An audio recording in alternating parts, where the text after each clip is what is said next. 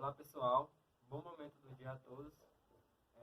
Somos alunos do Instituto Federal do Piauí, Campus Floriano, e a gente está com um projeto, e o projeto é da disciplina Projeto Integrador, que tem como tema etnomatemática, e o objetivo desse projeto é integrar a etnomatemática com a didática, que foi a disciplina que a gente escolheu para fazer essa interdisciplinaridade.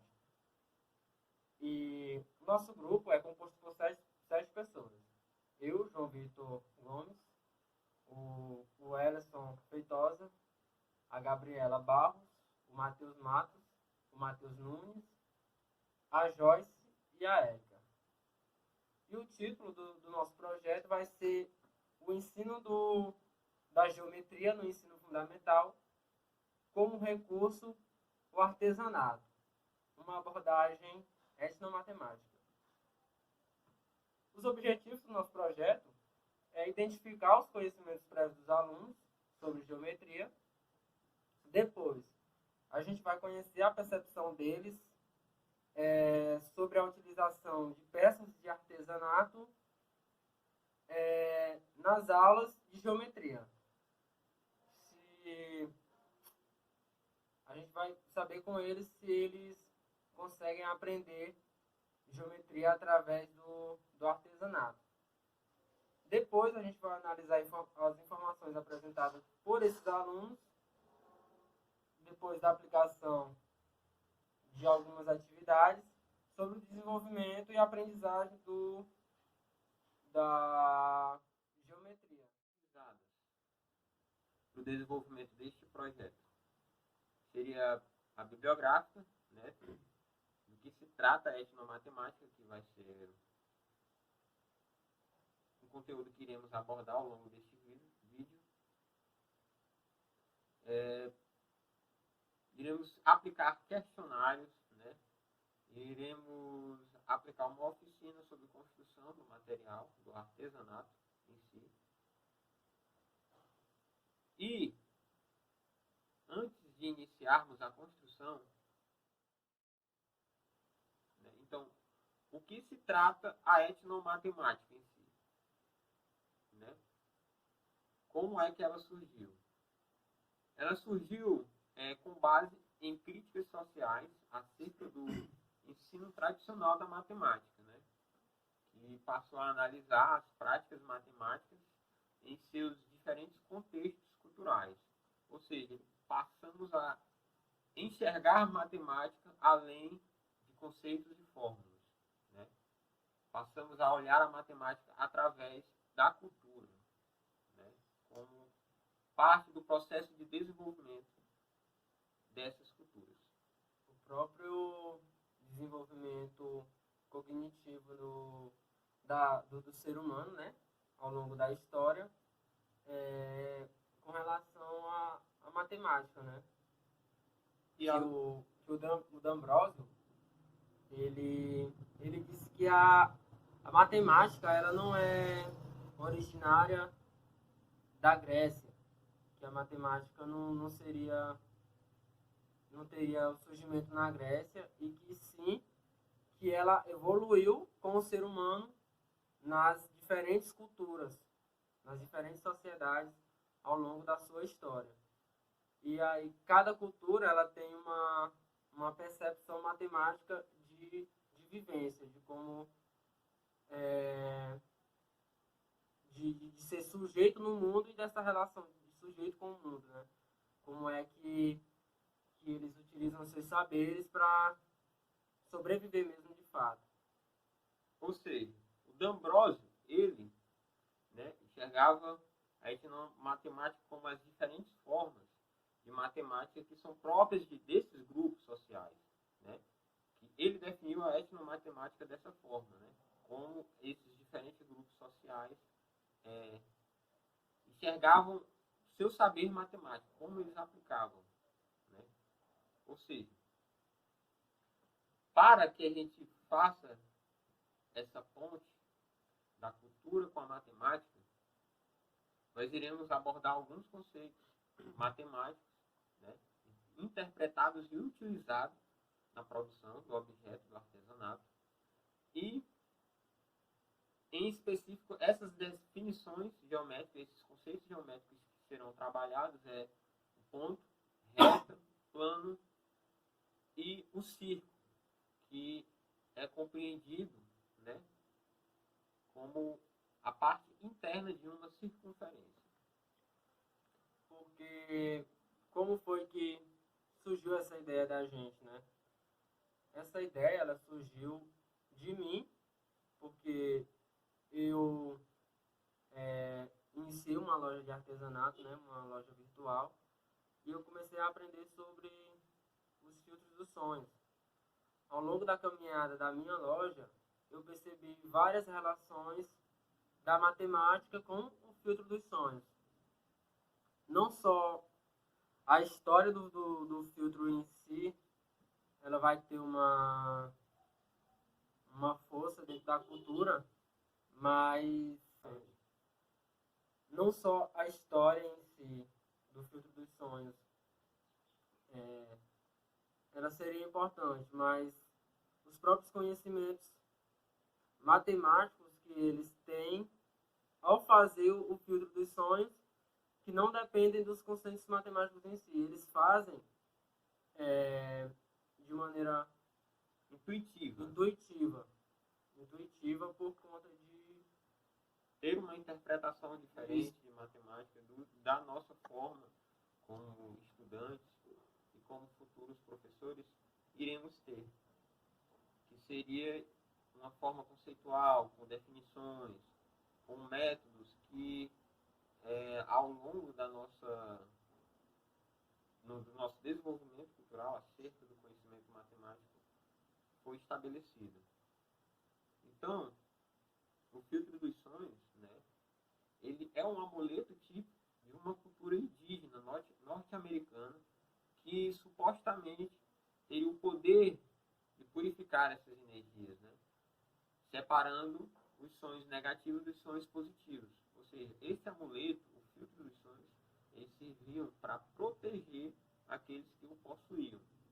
E ela tem uma história bastante interessante, né, que ela fala sobre os primeiros relatos dos filtros dos sonhos, que surgiu da tribo dos Ojibwa's, que é essa tribo indígena norte-americana, que habitava próximo dos lagos. E que esses membros da tribo acreditavam que uma das principais missões das pessoas durante a vida era a de decifrar os sonhos. Então, eles utilizavam desses conceitos matemáticos utilizados nos seus filtros para decifrar sonhos de uma forma natural, que não é compreendida com esses conhecimentos que nós temos. Porque esses xamãs, eles acreditavam, né, que os sonhos, eles traziam mensagens do funcionamento da natureza, do universo e da vida. E aí, por isso que era uma missão importante para o ser humano, né? Entender como funciona a natureza para poder sobreviver dentro dela, né? Como o universo funciona. Várias lendas que envolvem a criação, né, do filtro dos sonhos, que é aquela do xamã, né? Conte aí pra gente, João. A lenda, ela conta o seguinte: um velho xamã teria subido no cume de uma montanha. E aí, para encontrar sabedoria.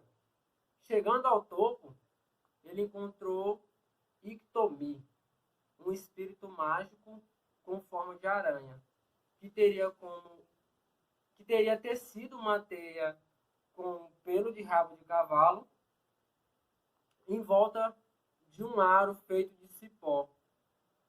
E aí, ao mesmo tempo que ensinava ao xamã importantes conhecimentos sobre o nascimento, a morte e as energias boas e más que existem espalhadas pelo ar. Exatamente. E aí, o que a gente vai fazer, né? O que a gente pretende fazer para os alunos do ensino fundamental? A gente pretende construir um filtro dos sonhos, né? que é lá da cultura dos índios norte-americanos, né? Mas a gente pretende tentar mostrar como que a matemática ela se desenvolve. E aí a gente vai ver com esses alunos se eles conseguem aprender geometria é, dentro do artesanato, né? Vocês irão entender como que é aplicado esses conhecimentos geométricos no filtro dos sonhos, né? Como é que o artesão começa a produzir esses filtros, né? Desde o começo ao produto final do artesão. Iremos ver passo a passo.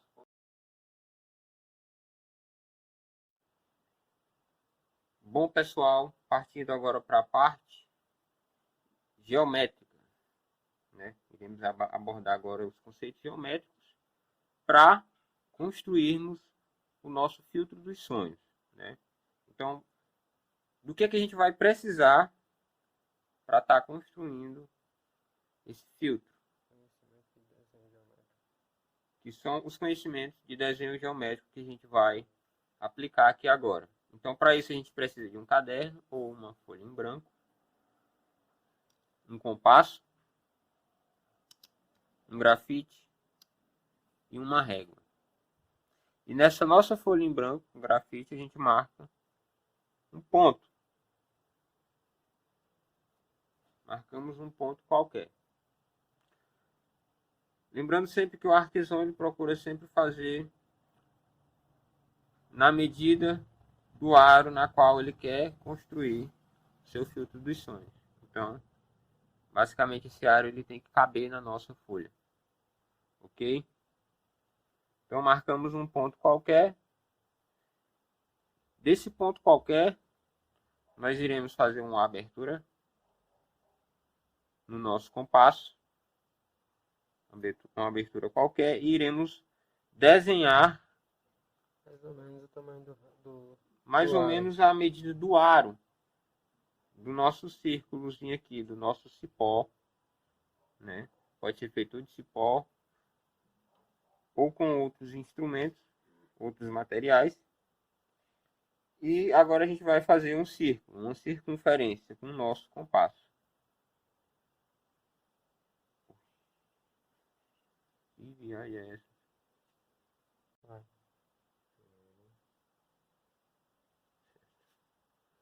Bom, com uma abertura qualquer, iremos fazer o círculo. Nosso círculo.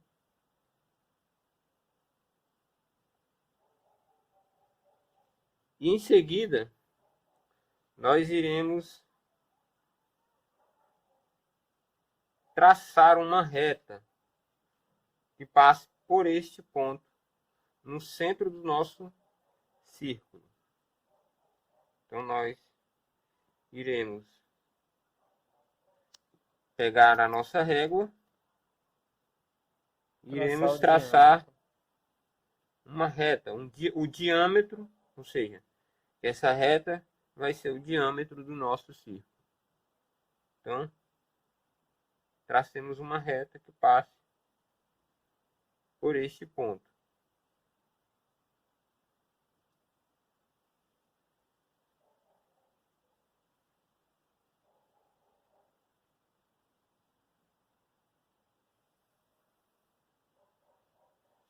Reta traçada. Agora nós iremos marcar um ponto que acaba de cortar o nosso círculo, ou seja, acaba de passar pelo nosso círculo. Já traçamos a nossa reta perpendicular a essa nossa primeira reta dada. E como a gente traçou essa reta perpendicular? A gente marca um ponto a partir da borda do nosso círculo, ou seja, da nossa circunferência.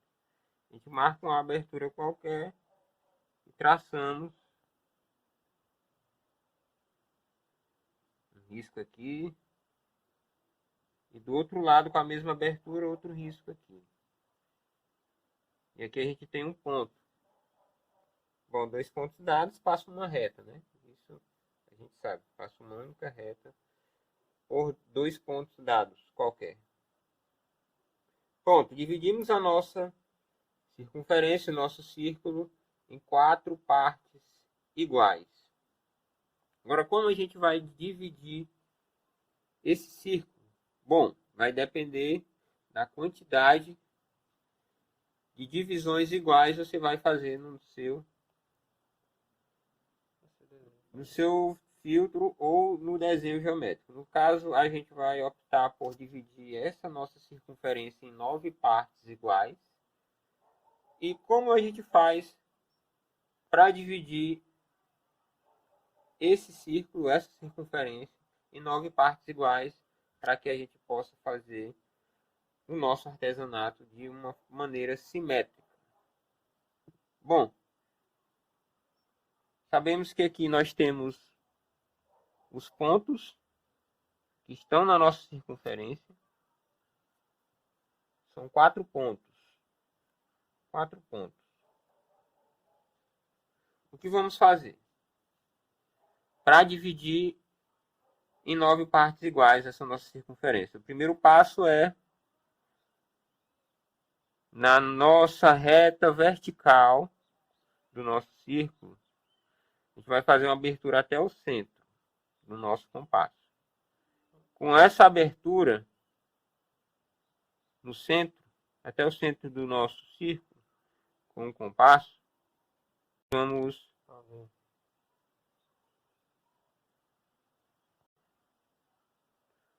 bom, com a abertura até o centro da nossa circunferência, do nosso círculo, a gente marca um traço aqui no arco da nossa circunferência. Temos aqui um ponto. Agora, o segundo passo que a gente vai fazer, vou marcar aqui com a caneta esse nosso ponto na minha circunferência. Esse ponto aqui. Na extremidade inferior do nosso círculo, na mesma reta vertical, a gente faz uma abertura no nosso compasso até o ponto que estabelecemos no primeiro passo.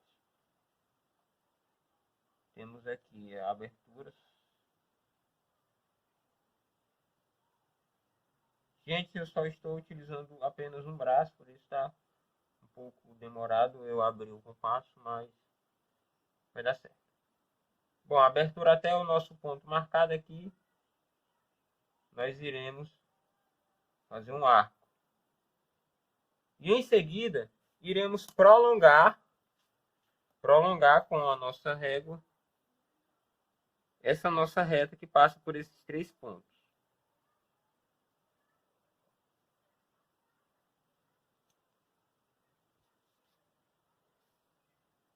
Ok.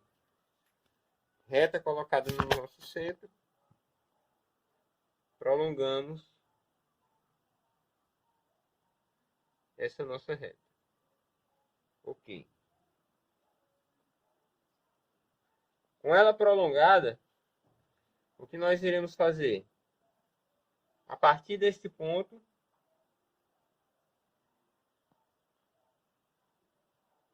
nós iremos com a mesma abertura nesse nosso ponto aqui, que eu vou marcar com a caneta novamente.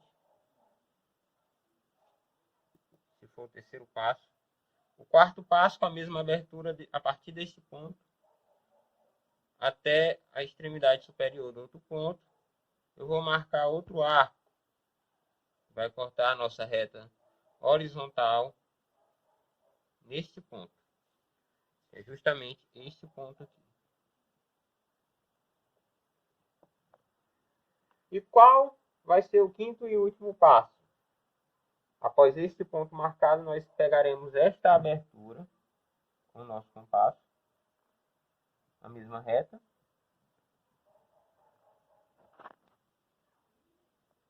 E temos esta abertura aqui. Com esta abertura deste nosso compasso, nós iremos marcar, ou seja, dividir em 9 partes iguais a nossa circunferência.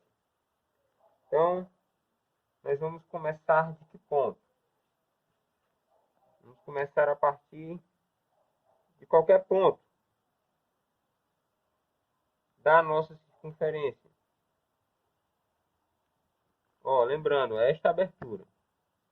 É importante vocês lembrarem também que você tem que ter firmeza no compasso aqui Para que não ao colocar a ponta seca dele sobre o ponto que você estabeleceu, para que você não possa ter uma desregularidade na simetria. Ok, pessoal. Então, segurando com cuidado o seu compasso, coloque nesse ponto marcado aqui e marque outro ponto com a mesma abertura. Ok. No mesmo ponto, com a mesma abertura, marcamos outro arco. Com a mesma abertura, marcamos outro. E assim até dividirmos em 9 partes iguais.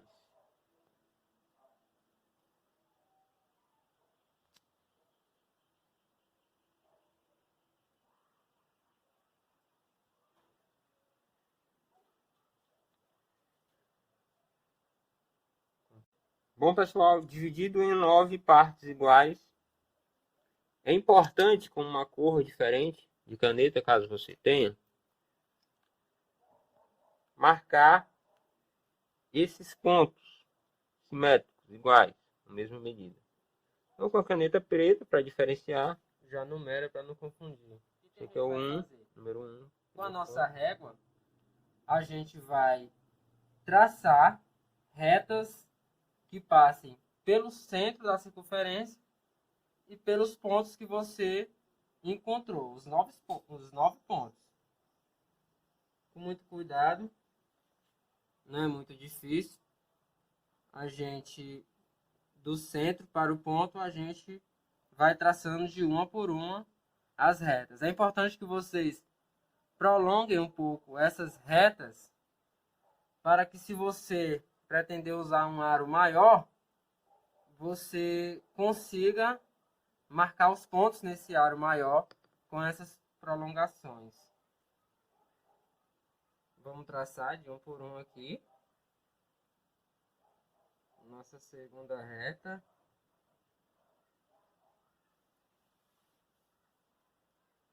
A nossa terceira.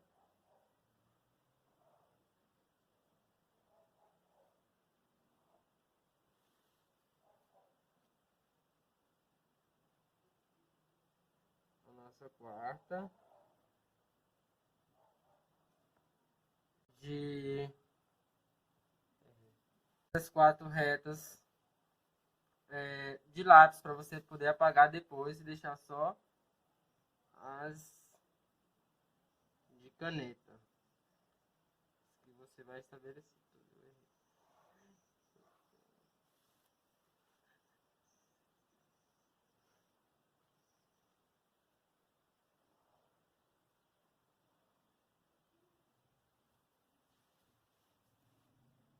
Aqui já temos o 5º ponto.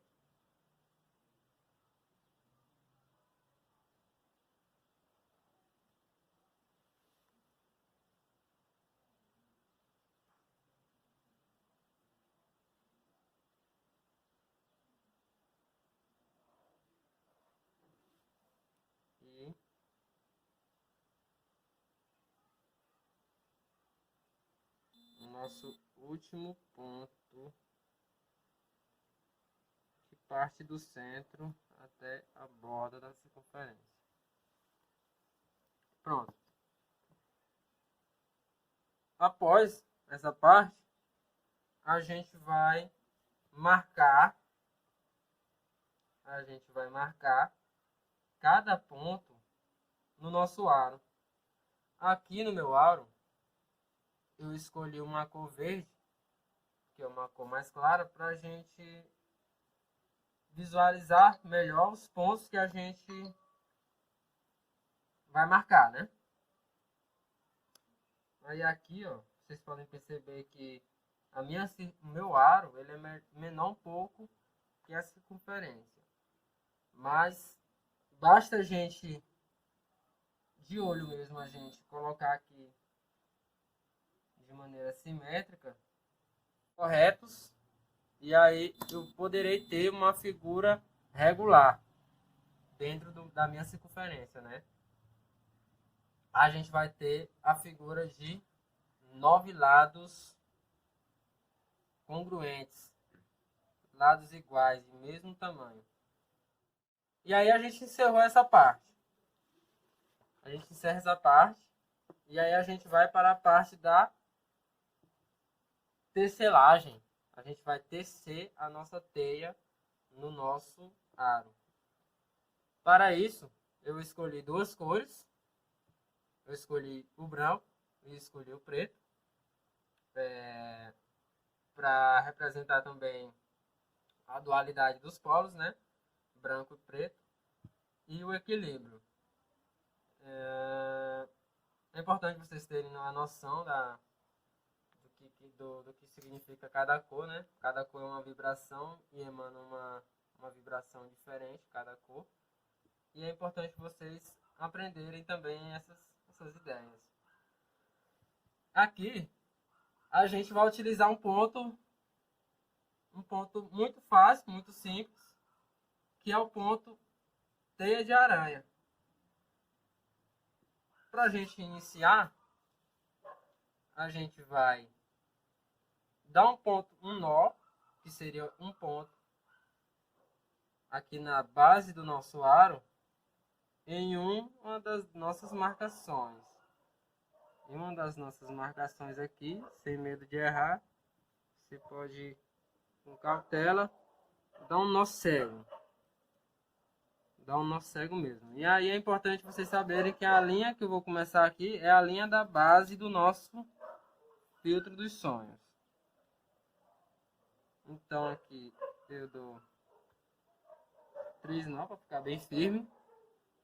E aí eu já corto esse nó com uma tesoura que está passando, a linha que está passando, para não se enrolar depois. O que a gente vai fazer, gente? O que a gente vai fazer com o nosso aro aqui? É muito simples. A gente vai passar a nossa linha por cima do aro, voltar ela aqui por trás e por dentro. Vou mostrar aqui melhor para a galera entender como é que funciona. Passar por cima do aro e voltar por dentro. Quando a gente faz isso, a gente estabelece outro ponto. E aí vocês podem perceber que a gente vai construindo retas. De ponto em ponto, a gente vai construir retas. E retas simétricas, né? De mesmo tamanho. Porque a gente dividiu a circunferência em 9 partes iguais.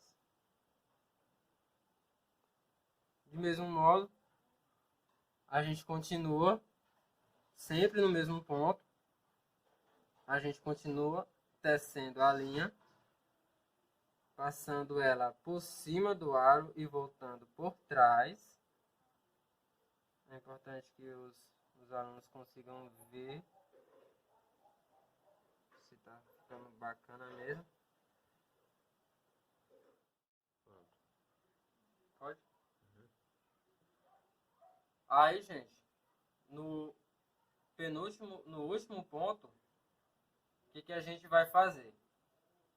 A gente vai, ao invés de continuar fazendo aqui, né, o último ponto, a gente passa ele pegando um pouco à frente do primeiro ponto, mas não ultrapassando o segundo.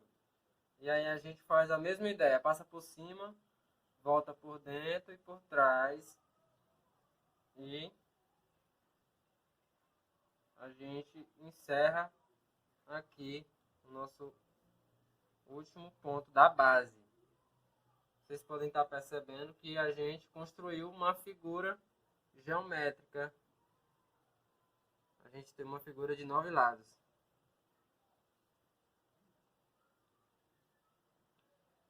Outra coisa importante que eu não falei para vocês foi que a gente vai precisar do uso de uma agulha de costureiro, uma agulha normal.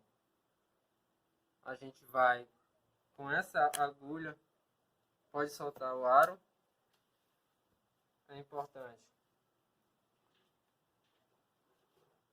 que cada ponto fique firme, né?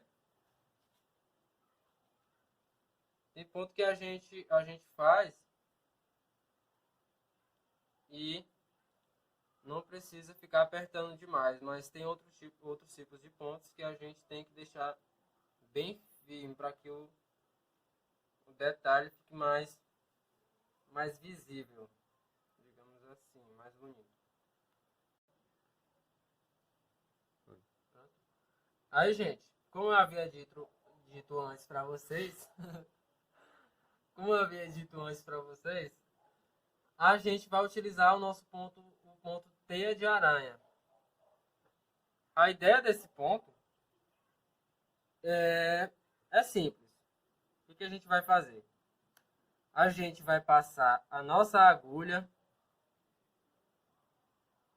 pela frente aqui, entre a linha e o aro.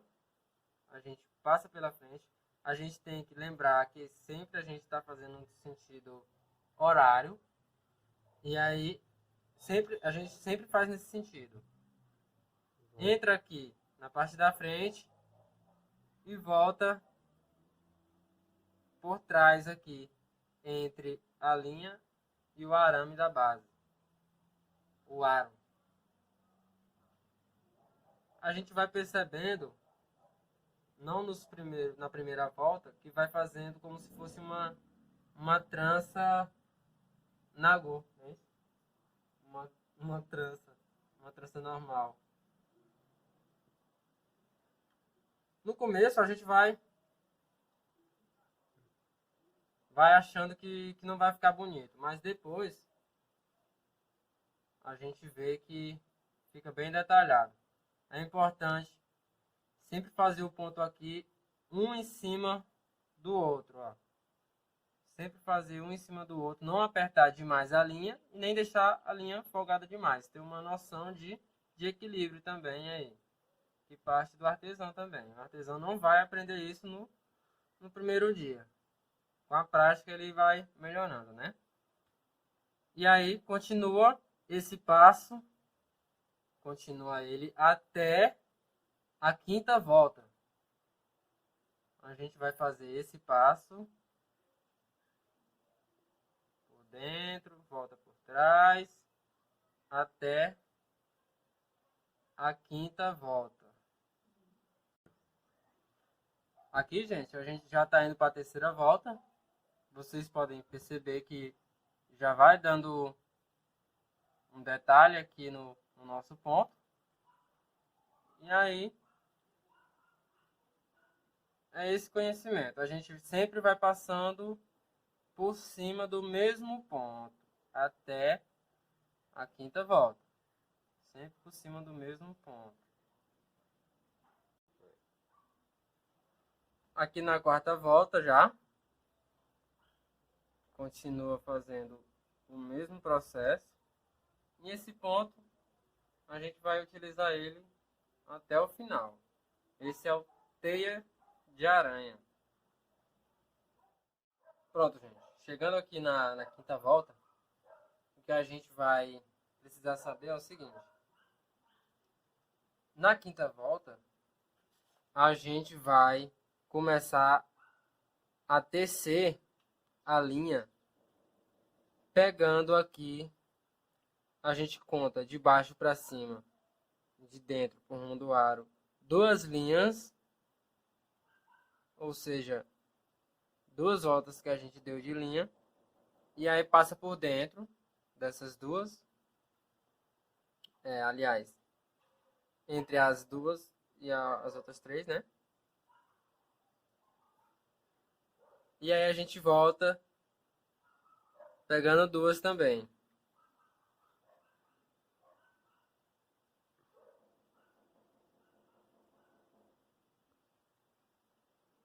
Pega 2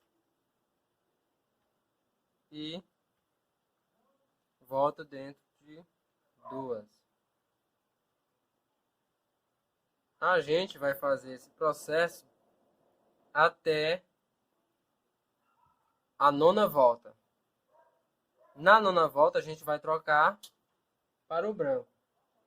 Mas, enquanto isso, a cada volta que a gente terminar, a gente sempre vai continuar seguindo, pegando 2 linhas.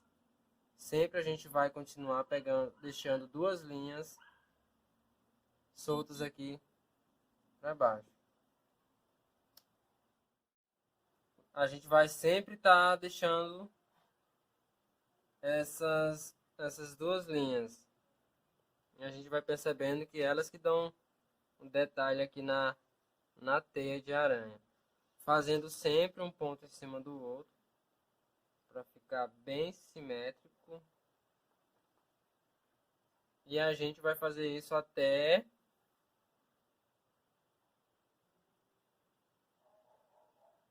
terminar o produto. Eu decidi não fazer até a 9ª volta, eu fiz só até a 8ª, porque eu achei que ficaria bacana já começar o branco aqui nessa 8ª volta. E aí fica a critério de cada um fazer quantidade de voltas. Você vê que já está um tamanho bacana, você pode... Aí vai da criatividade de cada artesão.